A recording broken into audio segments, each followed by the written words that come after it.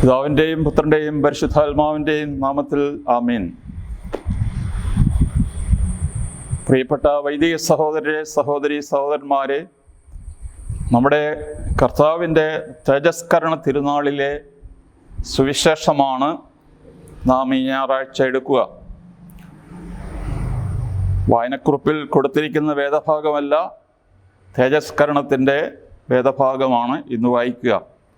ലൂക്ക 9:28 മുതൽ 36 വരെയുള്ള വാക്യങ്ങൾ.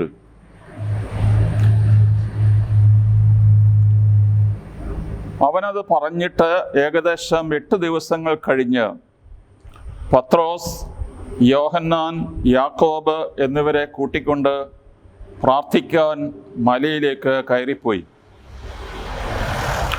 പ്രാർത്ഥിച്ചു കൊണ്ടിരിക്കുമ്പോൾ അവൻ്റെ മുഖഭാവം മാറി, വസ്ത്രം വെണ്മയോടെ ശോഭിച്ചു.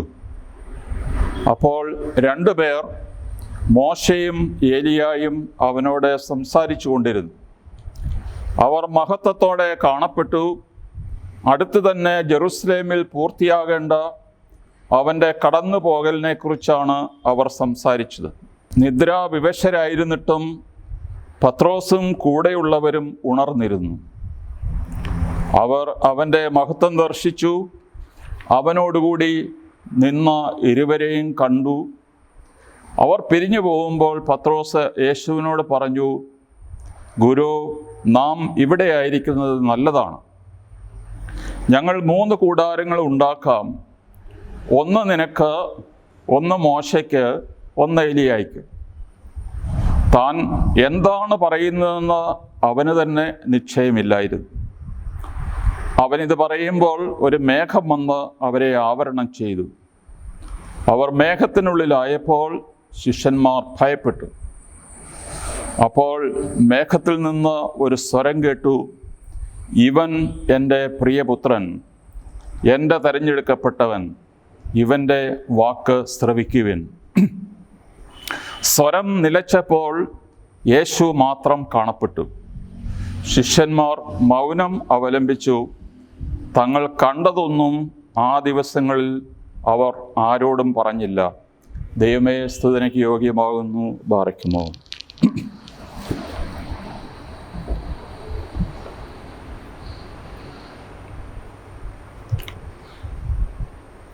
കർത്താവിൻ്റെ ജീവിതാന്ത്യത്തോടെ അടുക്കുന്ന സമയത്ത് താൻ ആരാണെന്ന് ലോകത്തിന് വെളിപ്പെടുത്തണം എന്ന യേശുവിന് നിർബന്ധമുണ്ടായിരുന്നു. കാരണം താൻ 33 വർഷം ഈ ലോകത്തിൽ ജീവിച്ചിട്ട് മനുഷ്യർ തന്നെ മനസ്സിലാക്കുന്നില്ലെങ്കിൽ യേശുവിൻ്റെ ദൗത്യം ഒരു പരാജയമായിരുന്നേനെ. അതുകൊണ്ട് യേശു ചോദിക്കുന്നു ശിഷ്യന്മാരോട്, ഞാൻ ആരെന്നാണ് ജനങ്ങൾ പറയുക? അപ്പോൾ അവർ മറുപടി പറഞ്ഞു, ശിരച്ഛേദനം ചെയ്യപ്പെട്ട സ്നാപകയോഹന്നാൻ ഉയർത്തെഴുന്നേറ്റ് വന്നവനാണ്, അതുകൊണ്ടാണ് ഇങ്ങനെ അത്ഭുതങ്ങൾ പ്രവർത്തിക്കുന്നത്. വേറെ ചിലർ പറഞ്ഞു, ഏലിയ പ്രവാചകനെ നമ്മൾ പ്രതീക്ഷിച്ചിരുന്നല്ലോ, അവനാണ് ഏലിയ. പഴയ കാലത്തെ പ്രവാചകന്മാർ ഉയർപ്പിക്കപ്പെട്ട, അതുകൊണ്ട് അതാണ് ഈ യേശു. ഇങ്ങനെ പല അഭിപ്രായങ്ങൾ അവർ പറഞ്ഞു. യേശു ചോദിച്ചു, ഞാൻ ആരെന്നാണ് നിങ്ങൾ പറയുന്നത്? സ്ലീഹന്മാരിൽ എപ്പോഴും എടുത്തുചാടി പറഞ്ഞിരുന്നവൻ, അല്ലെങ്കിൽ ശ്ലൈഹിക സമൂഹത്തിൻ്റെ വക്താവ് എന്ന് പറയുന്ന പത്രോസ്, നീ ദൈവത്തിൻ്റെ ക്രിസ്തുവാണ്. വേറെ ചിലയിടത്ത് നീ ജീവനുള്ള ദൈവത്തിൻ്റെ പുത്രനായ മിശിഹായാണ് എന്ന് പത്രോസ് ഏറ്റുപറഞ്ഞു. അപ്പോൾ ഇവിടെ യേശു പീഡാനുഭവത്തിലേക്ക് കടക്കുന്നതിന് മുമ്പ് താൻ ആര് ആണ് എന്ന് ആദ്യം ശിഷ്യന്മാർക്ക് വെളിപ്പെടുത്തി. ഇനി ശിഷ്യന്മാർ വഴിയാണ് ഇനി ലോകം മുഴുവൻ ഇത് വ്യാപിക്കുവാനുള്ളത്. അതുകൊണ്ടാണ് ശിഷ്യന്മാർക്ക് എങ്കിലും എന്നെ മനസ്സിലായി എന്ന് ഉറപ്പുവരുത്തുന്നത്. നമുക്ക് ചോദിക്കാനുള്ള ഒന്നാമത്തെ ചോദ്യം, നമ്മുടെ കർത്താവിൻ്റെ രൂപാന്തര പെരുന്നാൾ ഫീസ്റ്റ് ഓഫ് ട്രാൻസ്ഫിഗുറേഷൻ എന്നാണ് ഇതിനെ വിളിച്ചിരുന്നത്. എന്നാൽ സുറിയാനി സഭയിൽ അങ്ങനെ ഒരു പെരുന്നാളില്ല. ഇതിനെ നമ്മൾ വിളിക്കുന്നത് തേജസ്കരണ പെരുന്നാൾ. കർത്താവിൻ്റെ രൂപം, മുഖം മാറി എന്നൊരു പ്രസ്താവനയുണ്ട്. മാറി എന്ന് പറഞ്ഞാൽ മുഖത്തിൻ്റെ ഷേപ്പ് മാറിയെന്നല്ല, മുഖം സൂര്യനെ പോലെ ശോഭിച്ചു എന്ന് മാത്രമേ ഉള്ളൂ. അപ്പോൾ ഇവിടെ തേജസ്കരണം, ഗ്ലോറിഫിക്കേഷനാണ് നടന്നിട്ടുള്ളത്. ഇല്ലാത്ത ഗ്ലോറി പുതുതായിട്ടുണ്ടായി വരുന്നതല്ല, ദൈവത്തിൻ്റെ ഗ്ലോറി. കർത്താവ് ഈ ഭൂമിയിൽ വന്നപ്പോൾ തൻ്റെ മനുഷ്യത്വം കൊണ്ട് മറച്ചിരുന്നുവെങ്കിൽ ഇതുവരെ ഉണ്ടായിരുന്ന ആ മറ ഏതാനും നിമിഷത്തേക്കൊന്ന് എടുത്തു മാറ്റി. അത് മാത്രമാണ് സംഭവിച്ചിരിക്കുന്നത്. കാരണം കർത്താവ് പ്രാർത്ഥിക്കുന്നുണ്ട്, പിതാവേ, ലോക സൃഷ്ടിക്ക് മുമ്പ് എനിക്ക് അവിടുത്തോടുകൂടി ഉണ്ടായിരുന്ന മഹത്വത്താൽ ഇപ്പോൾ അവിടുത്തെ പുത്രനെ മഹത്വപ്പെടുത്തണമേ. അപ്പോൾ യേശു പുതുതായിട്ടൊന്നും കണ്ടുപിടിച്ച് കൊണ്ടുവന്നതല്ല. ലോക സൃഷ്ടി മുതൽ പിതാവിനോടുകൂടി ആയിരുന്ന മഹത്വം യേശുവിനുണ്ടായിരുന്നു. ഇപ്പോൾ ആ മഹത്വത്തിൻ്റെ ഒരു നൈമിഷികമായ അനുഭവം ശിഷ്യന്മാർക്ക് കൊടുക്കുകയാണ്. കർത്താവ് പ്രാർത്ഥിക്കാൻ ഒരു മലയിൽ കയറിപ്പോയി. ഏകദേശം 575 മീറ്റർ എന്ന് പറഞ്ഞാൽ ഉദ്ദേശം 2000 അടിയോളം ഉയരമുള്ള താബോർ പർവ്വതത്തിലാണ് യേശു കയറിപ്പോയത്. കയറിപ്പോയപ്പോൾ 3 ശിഷ്യന്മാരെ മാത്രമേ കൂടെ വിളിച്ചുകൊണ്ട് പോയുള്ളൂ. ഇത് യേശുവിൻ്റെ ഒരു ഇന്നർ സർക്കിളായിരുന്നു. പത്രോസ്, യാക്കോബ്, യോഹന്നാൻ. അതുപോലെ ഗെത്സമൻ തോട്ടത്തിൽ യേശു രക്തം വിയർത്ത് പ്രാർത്ഥിക്കുന്ന സന്ദർഭത്തിലും 12 സ്ലീഹന്മാർ ഒരിടത്ത് അവർ മിക്കവാറും പേര് ഉറക്കമായിരുന്നു. എന്നാൽ ഈ 3 പേരെ വിളിച്ച് ഒരു കാതം മുമ്പോട്ട് പോയി അവരുടെ മുമ്പിൽ വെച്ചാണ് യേശു വലിയ പീഡാനുഭവത്തിലേക്ക് പ്രവേശിക്കുന്നതും അറസ്റ്റ് ചെയ്യപ്പെടുന്നതും എല്ലാം. അപ്പോൾ ഇവർ കർത്താവിൻ്റെ അടുത്ത 3 ഇന്നർ സർക്കിളാണ്. അവർക്ക് ഈ അനുഭവം കിട്ടണം എന്ന് യേശുവിന് നിർബന്ധമുണ്ടായി. അവൻ പ്രാർത്ഥിക്കാൻ പോയി. പ്രാർത്ഥിച്ചുകൊണ്ടിരുന്നപ്പോൾ അവന് രൂപഭാവം അല്ലെങ്കിൽ അവൻ്റെ മുഖഭാവം മാറി. വസ്ത്രം വെണ്മയോടെ ശോഭിച്ചു. ഹിസ് റെയ്മെന്റ് ബിക്കെയിം ഡാസ്ലിംഗ് വൈറ്റ് എന്ന് പറഞ്ഞാൽ, മർക്കോസ് ആണെന്ന് തോന്നുന്നു പറഞ്ഞിരിക്കുന്നത്, ഈ ലോകത്തിൽ ഒരു അലക്കുകാരനും വെളുപ്പിക്കാൻ സാധിക്കാത്തവണ്ണം വെണ്മയുള്ള ആ രീതിയിലാണ് പറഞ്ഞിരിക്കുന്നത്. അപ്പോൾ ഇത് ഇൻഡിസ്ക്രൈബിൾ ആയിട്ടുള്ള ഒരു സംഗതിയെ ഡിസ്ക്രൈബ് ചെയ്യാൻ ലൂക്കാസ് സുവിശേഷൻ കണഞ്ഞ് പരിശ്രമിക്കുകയാണ്. പക്ഷേ അദ്ദേഹത്തിൻ്റെ വാക്കുകളിൽ ഒതുങ്ങുന്നതല്ല ഈ മഹത്വം. വെളിപാട് പുസ്തകത്തിൽ യോഹന്നാന് യേശു പ്രത്യക്ഷപ്പെട്ടപ്പോഴും ഇതേ അനുഭവം തന്നെ ഉണ്ടായി. അവിടെ യേശുവിൻ്റെ ഒരു വിവരണം കൊടുത്തിട്ടുണ്ട്. ശിരസ് മുതൽ പാദം വരെ നീണ്ട മേലങ്കി, സ്വർണം കൊണ്ടുള്ള ഇടക്കച്ച, ശിരസും മുടിയും വെൺമഞ്ഞു പോലെ, വെൺകമ്പിളി പോലെ ധവളം, പാദങ്ങൾ ചൂളയിൽ ഉരുകിയ പിച്ചള പോലെ, നയനങ്ങൾ തീജ്വാലകൾ പോലെ, ശബ്ദം പെരുവെള്ളത്തിൻ്റെ ഇരമ്പൽ പോലെ, വദനം സൂര്യനെ പോലെ. എന്താണ് പറയുന്നതെന്ന് അവർക്കറിയത്തില്ല, എങ്കിലും ഏതാണ്ടൊക്കെ പറഞ്ഞൊപ്പിക്കുകയാണ്. കാരണം ഇത് നമ്മുടെ വാക്കുകളിൽ ഒതുങ്ങുന്ന ഒരു സംഗതിയല്ല ഈ ദൈവത്തിൻ്റെ മഹത്വം എന്ന് പറയുന്നത്. ഈ എസെക്കിയേലിൻ്റെ 1-ാം അധ്യായം എടുത്താലും ദൈവത്തിൻ്റെ ആ ദർശനം ഉണ്ടാകുന്ന മുഴുവൻ ഭയങ്കരമായ, മനുഷ്യനങ്ങോട്ട് നോക്കാൻ പോലും വയ്യാത്ത തരത്തിലുള്ള പ്രകാശം, ഇടിമിന്നൽ പോലെ പേടിപ്പിക്കുന്നതാണ്. യോഹന്നാൻ്റെ 1 യോഹന്നാൻ എന്ന് പറയുമ്പോൾ യോഹന്നാൻ്റെ 1-ാം ലേഖനം 1-ാം അധ്യായം 5-ാം വാക്യത്തിൽ പറയുന്നു, God is light and in him is no darkness at all. അപ്പോൾ ദൈവം പ്രകാശമാകുന്നു, അവനിൽ ലവലേശം അന്ധകാരമില്ല. അപ്പോൾ നമ്മെ സംബന്ധിച്ചിടത്തോളം ഈ ദൈവത്തിൻ്റെ ഒരു സ്വഭാവം, ദൈവത്തിൻ്റെ ഒരു മഹത്വം തീർച്ചയായിട്ടും ഇവിടെ ശിഷ്യന്മാർക്ക് 1-2 നിമിഷത്തേക്ക് മാത്രം ലഭിക്കുകയാണ്. അവർ മരിച്ചവരെ പോലെ ആയിത്തീർന്നു. അവർ കർത്താവിൻ്റെ കാൽക്കൽ വീണു, മരിച്ചവരെ പോലെ ആയിത്തീർന്നു. കാരണം ഈ ഒരു ദർശനം കണ്ടാൽ മനുഷ്യനെ പിന്നെ ജീവിക്കാൻ പാടാണ് എന്നുള്ള അർത്ഥത്തിൽ. എന്നിട്ട് പറയുന്നു, പത്രോസും യാക്കോബും യോഹന്നാനും നിദ്രാവിവശരായിരുന്നിട്ടും ഉണർന്നിരുന്നു. ഇത് രണ്ടും കോൺട്രഡിക്ടറിയാണ്. ഉറക്കം വന്ന് തൂങ്ങി താഴോട്ട് വീഴുകയാണ്, എങ്കിലും ഉണർന്നിരുന്നു എന്ന് പറയുന്നത് നമുക്ക് മനസ്സിലാക്കാൻ പ്രയാസമാണ്. പക്ഷെ ഇത് പഴയ നിയമത്തിൻ്റെ പശ്ചാത്തലത്തിൽ മനസ്സിലാക്കുമ്പോൾ അബ്രഹാമിന് ഒരു വലിയ സംശയമുണ്ടായി. ഈ ദൈവം എന്നോട് വാഗ്ദാനം ചെയ്തു,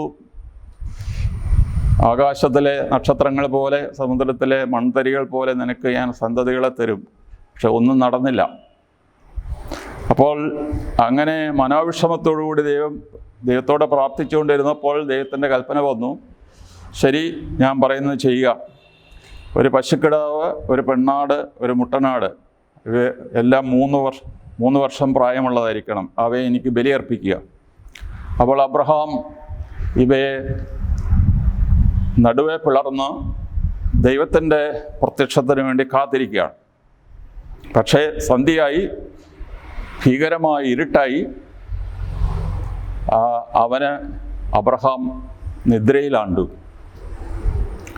നിദ്രയിലാണ്ടപ്പോഴാണ് ദൈവം ഇറങ്ങി വരുന്നത്. അതായത് ഈ പിളർന്നു വെച്ചിരിക്കുന്ന മൃഗങ്ങളുടെ നടുവിലൂടി ഒരു പ്രകാശസ്തംഭം ഇങ്ങനെ കടന്നുപോയി. പഴയകാലത്തെ ഉടമ്പടികളിൽ അത് ഒരു പ്രത്യേക സംഗതിയാണ്. ഒരു മൃഗത്തെ വെട്ടിപ്പൊളിക്കുക, എന്നിട്ട് ഈ കരാറിൽ ഏർപ്പെടുന്നവർ ഈ മൃഗത്തിൻ്റെ രക്തം ചവിട്ടി നടക്കുക എന്നുള്ളത്. അത് വളരെ പുരാതനമായ, വളരെ കിരാതമായ ഒരു രീതിയാണ് എന്നൊക്കെ നമുക്ക് പറയാമെങ്കിലും അങ്ങനെ ഒരു രീതി ഉണ്ടായിരുന്നു. അപ്പോൾ ഈ പിളർന്നു വെച്ചിരിക്കുന്ന മൃഗങ്ങളുടെ നടുവിലൂടി പ്രകാശം കടന്നു പോകുന്നതാണ് പിന്നീട് അബ്രഹാം കാണുന്നത്. അവിടെ വെച്ച് അബ്രഹാമിന് ചില വെളിപാടുകൾ ലഭിക്കുകയാണ്. ഞാൻ പറഞ്ഞ പോലെ തന്നെ സംഭവിക്കും, നിനക്ക് വലിയ ഒരു സന്താന പരമ്പര ഉണ്ടാകും. പക്ഷേ ഒരു ദുഃഖവാർത്ത, ഇവർ 400 വർഷം അടിമകളായി തീരും. നമ്മൾ കണ്ടു, അവർ കൃത്യം പറഞ്ഞാൽ 430 വർഷം ഈജിപ്തിൽ അവർ അടിമകളായിരുന്നു. എന്നിട്ട് ദൈവം പറഞ്ഞു, അതുകൊണ്ട് വിഷമിക്കേണ്ട, അവർ തിരിച്ചു വരും, കാനാൻ നാട്ടിലേക്ക് അവർ തിരിച്ചു വരും. അങ്ങനെ ദൈവത്തിൻ്റെ ഒരു റെവലേഷൻ, ഒരു വെളിപാടിന് മുമ്പുള്ള ഒരു അവസ്ഥയാണ് ഈ ഗാഢനിദ്ര എന്ന് പറയുന്നത്. ദൈവം ഹവ്വായെ സൃഷ്ടിക്കുന്നതിന് മുമ്പ് ആദാമിനെ ഒരു ഗാഢനിദ്രയിൽ ആഴ്ത്തി എന്ന് നമ്മൾ വായിക്കുന്നു. ഇത് ക്ലോറോഫോം കൊടുത്ത് മയക്കിക്കിടത്തി എന്നിട്ട് ഓപ്പറേഷൻ നടത്തി എന്നുള്ള രീതിയിൽ ചിലരൊക്കെ വ്യാഖ്യാനിക്കുന്നുണ്ട്. പക്ഷേ ആദാമിനെ സംബന്ധിച്ച് ഹവ്വ ഒരു വെളിപാടാണ്. ആ ഒരു പുതിയ വെളിപാട് കിട്ടിയ ആ രീതിയിലാണ് അവന് ഒന്നും അറിയാതെ ഒരു വലിയ പ്രഖ്യാപനം നടത്തുന്നത്. ഇതെൻ്റെ അസ്ഥിയുടെ അസ്ഥിയും എൻ്റെ മാംസത്തിൻ്റെ മാംസവും ആകുന്നു. വലിയ ഭയങ്കര ഒരു ഡിക്ലറേഷൻ അങ്ങ് നടത്തുകയാണ്. അപ്പോൾ ഈ വെളിപാടുകൾക്ക് മുമ്പ് ഗാഢമായ നിദ്ര, ഇതൊരു ബിബ്ലിക്കൽ ഫീച്ചറാണ്. അത് മനസ്സിലാക്കുമ്പോഴാണ് ഈ യാക്കോബിൻ്റെയും പത്രോസിൻ്റെയും യോഹന്നാൻ്റെയും ഒക്കെ ഈ ഉറക്കം എന്താണ് എന്നുള്ളത് നമ്മൾ മനസ്സിലാകും. അതൊരു സാധാരണ വൈകുന്നേരത്ത് പ്രാർത്ഥിക്കാനിരിക്കുമ്പോൾ ഉറങ്ങിത്താഴെ വീഴുന്ന ആ ഉറക്കമല്ല. ഇത് ഒരു വെളിപാടിന് മുമ്പായിട്ടുള്ള ഉറക്കമാണ്, നമുക്ക് മനസ്സിലാകും. റെവലേഷൻ എന്നുള്ള വാക്ക്, അതിൻ്റെ ലിറ്ററൽ അർത്ഥം റിമൂവിങ് ദ വെയിൽ. ഞാൻ എൻ്റെ മുഖം മൂടിയിരിക്കുകയാണ് എങ്കിൽ അതിൻ്റെ ആവരണം മാറ്റുന്നു.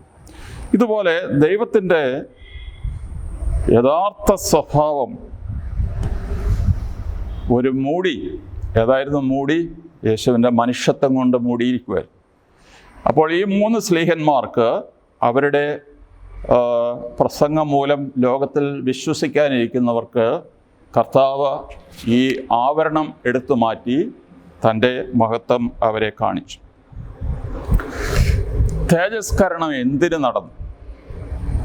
നമ്മളെ സംബന്ധിച്ച് ശിഷ്യന്മാരെ പീഡാനുഭവത്തിലേക്ക് യേശു ഒരുക്കുകയായിരുന്നു.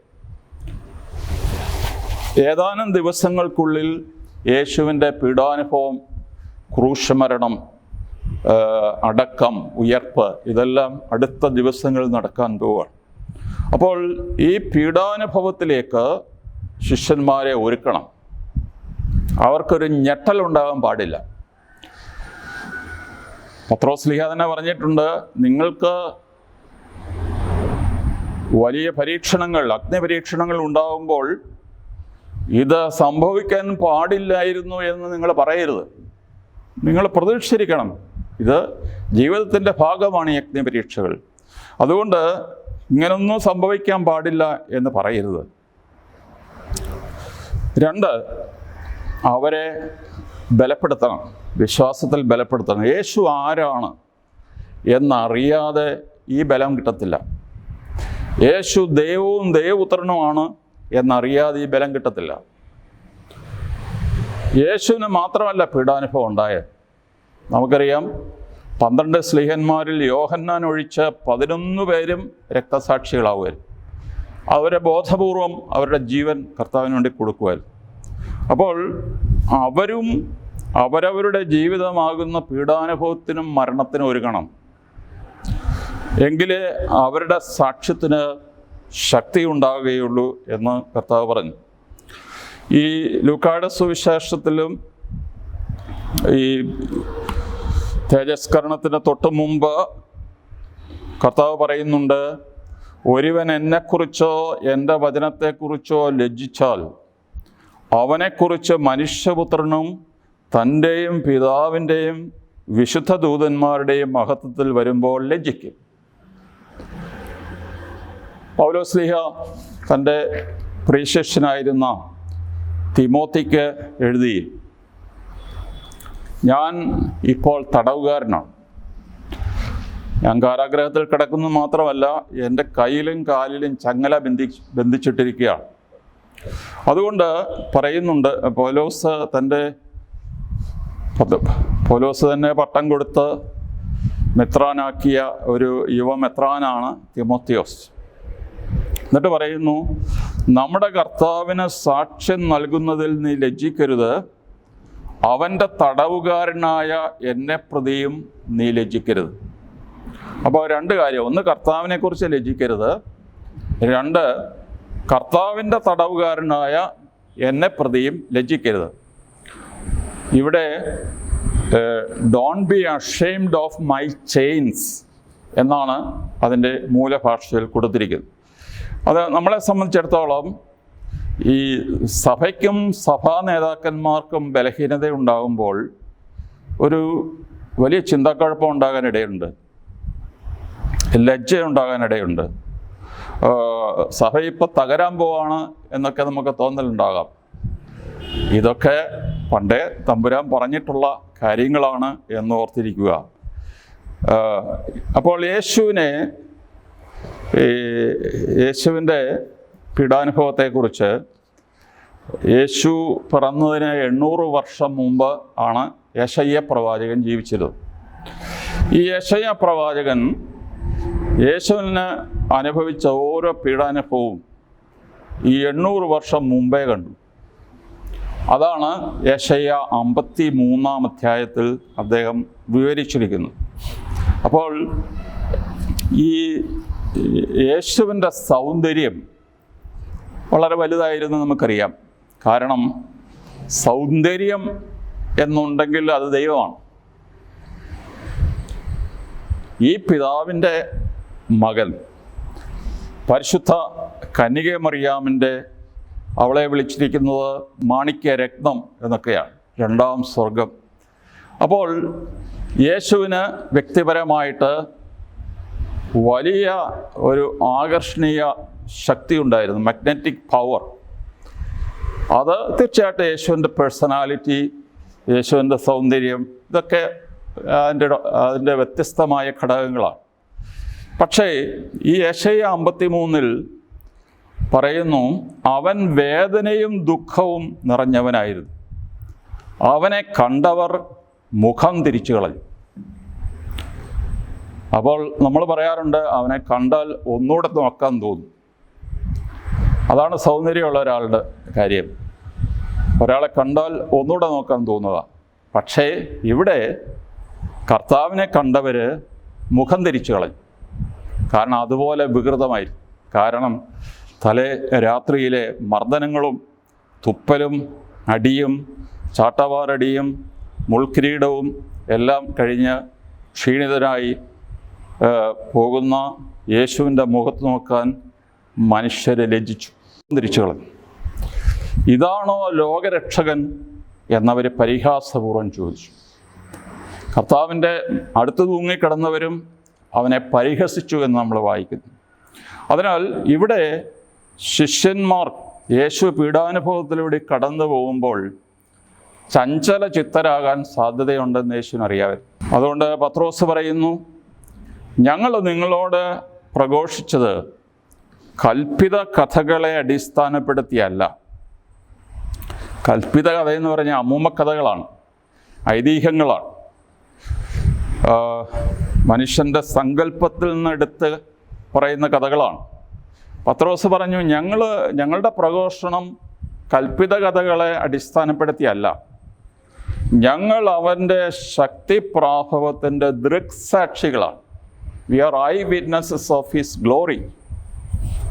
അവൻ്റെ ശക്തിപ്രാഭവം, പ്രാഭവം എന്ന് പറയുമ്പോൾ ശക്തി സൂപ്പർലേറ്റീവാണ്.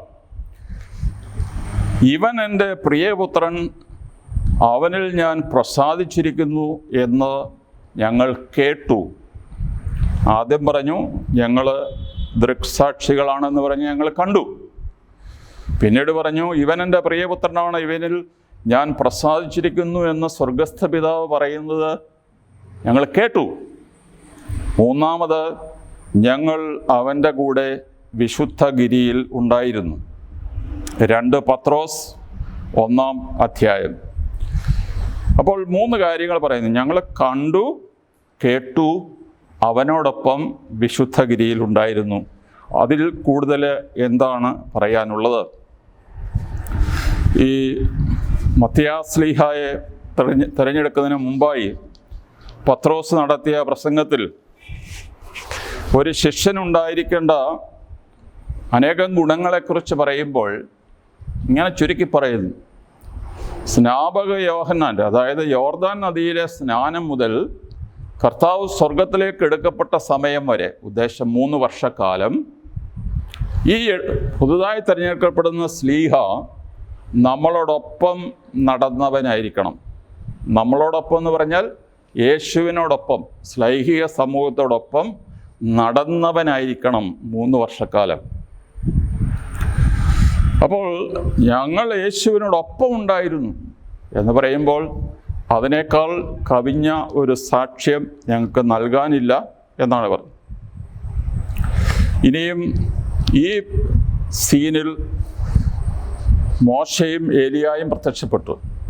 നമുക്കറിയാം, മോശ നിയമത്തിൻ്റെ പ്രതിനിധി, ഏലിയ പ്രവാചകന്മാരുടെ പ്രതിനിധി. പഴയ നിയമത്തിൻ്റെ പേര് ഓൾഡ് ടെസ്റ്റമെൻ്റ് എന്ന് അല്ല. ഓൾഡ് ടെസ്റ്റമെൻ്റ് എന്ന് പേരിട്ടത് ന്യൂ ടെസ്റ്റമെൻ്റ് ഉണ്ടായ ശേഷമാണ്. അത് ക്രിസ്ത്യാനികളിട്ട പേരാണ്. പക്ഷേ ഇതിൻ്റെ യഥാർത്ഥ അവകാശി, ഓൾഡ് ടെസ്റ്റമെൻ്റ് അവകാശികളായ യഹൂദന്മാർ അതിനെ വിളിക്കുന്നത് നിയമവും പ്രവാചകന്മാരും എന്നാണ്. അതാണ് എൻ്റെ പേര്. ബൈബിളെന്നല്ല, നിയമവും പ്രവാചകന്മാരും. അപ്പോൾ ഇവിടെ എന്താണ്? നിയമവും പ്രവാചകന്മാരും യേശുവിന് ചുറ്റും കൂടിയിരിക്കുകയാണ്. കാരണം യേശുവിൽ മാത്രമേ നിയമവും പ്രവാചകന്മാരും അർത്ഥം കണ്ടെത്താനുള്ളൂ. ഈ പഴയ നിയമ സംഹിത മൊത്തം യേശുവിലാണ് സാക്ഷാത്കൃതം ആകാൻ പോകുന്നത്. യേശുവിൻ്റെ കടന്നുപോക്കലിനെ സംബന്ധിച്ച് ഇവർക്ക് വലിയ ആകാംക്ഷയുണ്ട് അറിയാനായിട്ട്. അതുകൊണ്ട് അതിനെക്കുറിച്ചാണ് അവർ സംസാരിക്കുക. കടന്നുപോക്ക്, പെസഹ, പസോവർ എന്നൊക്കെ പറയുമ്പോൾ ഈ പെസഹ കഴിഞ്ഞിട്ടുള്ള സന്ധ്യാപ്രാർത്ഥനയിലെ പ്രൊമിയൻ സദറായിൽ നമ്മളിങ്ങനെ പ്രാർത്ഥിക്കുന്നുണ്ട്: അടിമത്തത്തിൽ നിന്ന് സ്വാതന്ത്ര്യത്തിലേക്കും അന്ധകാരത്തിൽ നിന്ന് പ്രകാശത്തിലേക്കും മരണത്തിൽ നിന്ന് ജീവനിലേക്കുമുള്ള കടന്നുപോക്കായിരുന്നു അത്. ഇത് തന്നെയാണ് നമ്മുടെ പുരാതനമായ മഹർഷിമാർ പ്രാർത്ഥിച്ചത്. അസദോ മത് സദ്ഗമയ എന്ന് തുടങ്ങുന്ന ആ ഗീതം. അപ്പോൾ അടിമത്തത്തിൽ നിന്ന് സ്വാതന്ത്ര്യത്തിലേക്കും അന്ധകാരത്തിൽ നിന്ന് പ്രകാശത്തിലേക്കും മരണത്തിൽ നിന്ന് ജീവനിലേക്കുമുള്ള യേശുവിൻ്റെ കടന്നുപോക്കാണ് ഈ തേജസ്കരണ തിരുനാൾ എന്ന് പറയുന്നത്. പത്രോസ് ഒന്നും അറിയാതെ പറഞ്ഞു: കർത്താവേ, നീ അനുവദിക്കുകയാണെങ്കിൽ ഞങ്ങൾ 3 കൂടാരങ്ങൾ ഉണ്ടാക്കാം. ഒന്ന് നിനക്ക്, ഒന്ന് മോശയ്ക്ക്, ഒന്ന് എലിയായിക്ക്. യേശു ഒന്നും പറഞ്ഞില്ല എന്ന് പറഞ്ഞാൽ അത് അംഗീകരിച്ചില്ല. Pathros he want to capture that moment of glory. പക്ഷേ കർത്താവ് പറഞ്ഞു, നമുക്ക് താഴേക്ക് പോവാം.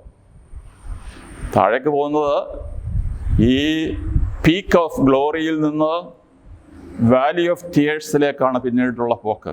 കാരണം എപ്പോഴും ഈ ഗ്ലോറിയിൽ, ഈ മഹത്വത്തിൽ ഇങ്ങനെ ജ്വലിച്ചു നിൽക്കാൻ പറ്റില്ല. We have to face the realities, the crude reality. പരിവരുത്ത യാഥാർത്ഥ്യങ്ങൾ നമ്മൾ ഫേസ് ചെയ്തേ പറ്റൂ എന്ന് യേശു പറഞ്ഞു. സ്വർഗത്തിൽ നിന്ന് മുഴങ്ങിക്കേട്ട സ്വരം: ഇവനെൻ്റെ പ്രിയപുത്രൻ, ഞാൻ തിരഞ്ഞെടുത്തവൻ, ഇവനെ നിങ്ങൾ ശ്രവിക്കുക. ഇത് യേശയ്യ 42:1 സദൃശമാണ്. ഇതാ ഞാൻ താങ്ങുന്ന എൻ്റെ ദാസൻ, ഞാൻ തിരഞ്ഞെടുത്ത എൻ്റെ പ്രീതിപാത്രം, എൻ്റെ ആത്മാവിനെ ഞാൻ നൽകി, അവൻ ജനതകൾക്ക് നീതി പ്രദാനം ചെയ്യും, അല്ലെങ്കിൽ രക്ഷ പ്രദാനം ചെയ്യും. അപ്പോൾ നമ്മളെ സംബന്ധിച്ച് വലിയൊരു ഡിക്ലറേഷൻ ഉണ്ടാകുന്നു. ഒന്ന് മാമോദീസയുടെ സമയത്ത്, 2 താബോർ മലയിൽ വെച്ച് സ്വർഗസ്ഥ പിതാവ് പുത്രനെ സാക്ഷിക്കുകയാണ്. നമുക്ക് നിർത്താം. കർത്താവ് തൻ്റെ മഹത്വത്തിൻ്റെ ഈ ഏതാനും നിമിഷത്തേക്ക് മാത്രമുള്ള ഈ വെളിപാട് തിരഞ്ഞെടുത്ത സ്ഥലം ഒരു മലയാണ്. നമ്മൾ ഓർക്കുക, പല മലകൾ: സീനായി മല, മോറിയ മല, സിയോൻ മല, താബോർ, പിന്നെ അവസാനമായിട്ട് യേശു സ്വർഗത്തിലേക്ക് കയറുന്നത് മൗണ്ട് ഓഫ് ഒലീവ്സ്, ഒലീവ് മലയിൽ നിന്നാണ്. അങ്ങനെയെല്ലാം ഈ മലകളുടെ അതിൻ്റെ കൊടുമുടി ദൈവ സാന്നിധ്യത്തിൻ്റെ ഒരു സ്ഥലമാണ്. എപ്പോഴും നമുക്ക് കൊടുമുടിയിൽ നിൽക്കാൻ സാധിക്കുകയില്ല. നമ്മൾ താഴ്വാരങ്ങളിലെ പരുക്കൻ യാഥാർത്ഥ്യങ്ങളിലേക്ക് കൂടി ഇറങ്ങണം. മോശ 40 ദിവസം പ്രാർത്ഥിച്ച് അങ്ങനെ ധ്യാനത്തിൽ ലയിച്ച് ശോഭയിൽ ഇങ്ങനെ കർത്താവിൻ്റെ മുഖത്തെ ശോഭ കൊണ്ട് അവൻ്റെ മുഖം ശോഭാനമയമായി കർത്താവ് പറഞ്ഞു, നീ ഇവിടെ ഇരുന്നത് മതി, നിൻ്റെ പ്രാർത്ഥനയൊന്ന് നിർത്ത്, നീ ഇറങ്ങി താഴേക്ക് നടക്കുക. നീ താഴ്വരയിൽ ചെല്ലുമ്പോൾ നീ കൊണ്ടുവന്ന ഇസ്രായേൽക്കാർ ഒരു കാളക്കുട്ടിയുടെ ചുറ്റും നഗ്നനൃത്തം നടത്തുന്നത് നിനക്ക് കാണാനാവും. നീ അങ്ങോട്ട് ചെല്ല്.